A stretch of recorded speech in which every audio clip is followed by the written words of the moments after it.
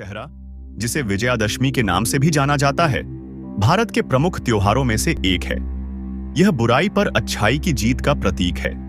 इस दिन भगवान श्री राम ने रावण का वध कर माता सीता को रावण की कैद से मुक्त कराया था। आइए इस महाकाव्य कथा की एक रोमांचक कहानी सुनते हैं। बहुत समय पहले की बात है।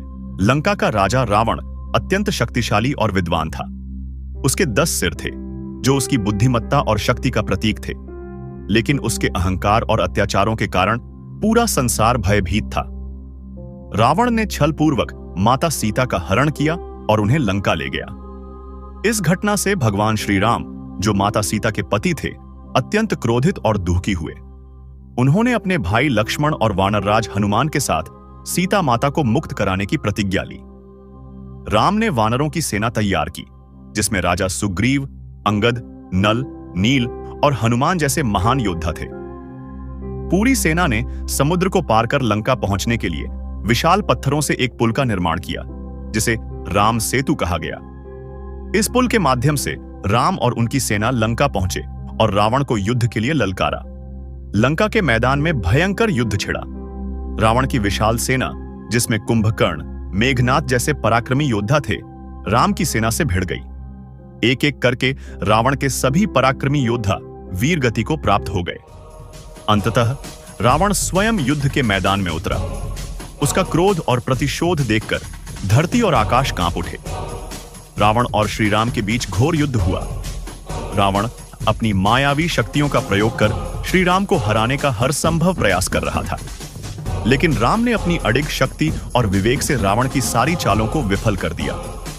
इस युद्ध में रावण ने कई बार अपनी मायावी शक्तियों से अपनी छवि को बदलकर श्री राम को भ्रमित करने की कोशिश की, लेकिन राम के धनुष से निकला हर बाण सीधा रावण के गर्व को चीरता गया। अंततः विभीषण, जो रावण का छोटा भाई था और श्री राम के साथ मिल चुका था, ने राम को बताया कि रावण की मृत्यु केवल तभी संभव है जब उसके नाभि में अमृत कुंड को नष्ट किया जाए। यह सुनकर राम ने अपनी दिव्य अग्निबाण का संधान किया और सीधा रावण की नाभि पर प्रहार किया।